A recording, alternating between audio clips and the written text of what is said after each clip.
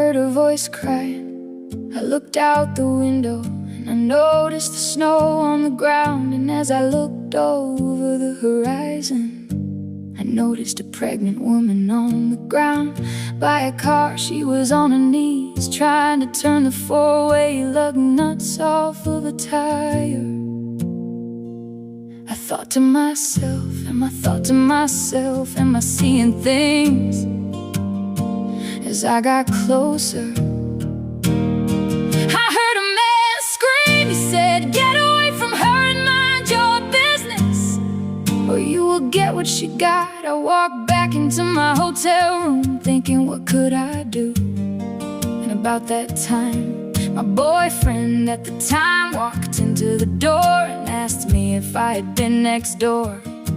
He looked at me with anger in his eyes and told me to get outside. I tried to cry, but he hit me so hard it made my eardrum bust at the seam. I was able to whistle out my ear, and I was in fear of what he did. I tried to leave. He took my portrait of me, my baby girl, and my favorite cousin, and smashed it and tore it to pieces. I stayed because I didn't have anyone to run to. We wound up being roommates with the two next door. They had a few kids.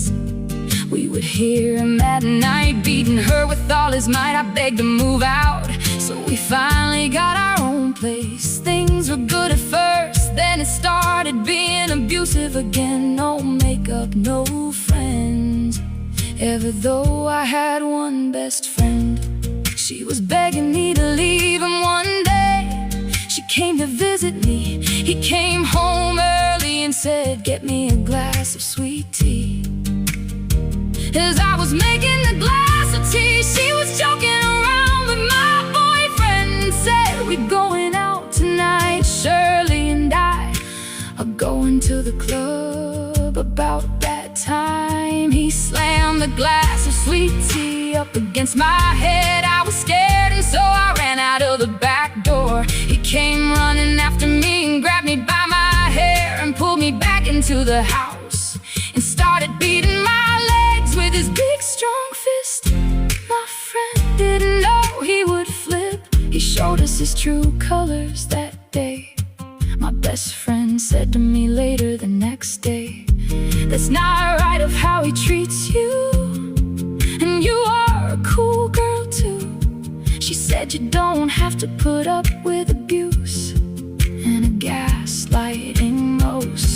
Why don't you just come to my house? I'll help you get a job. I'll babysit the kids so you can work, and then we can take turns helping each other." So we waited for things to cool off at home. We waited till we knew he wouldn't be home. My friend backed a U-Haul truck and helped me load all my stuff.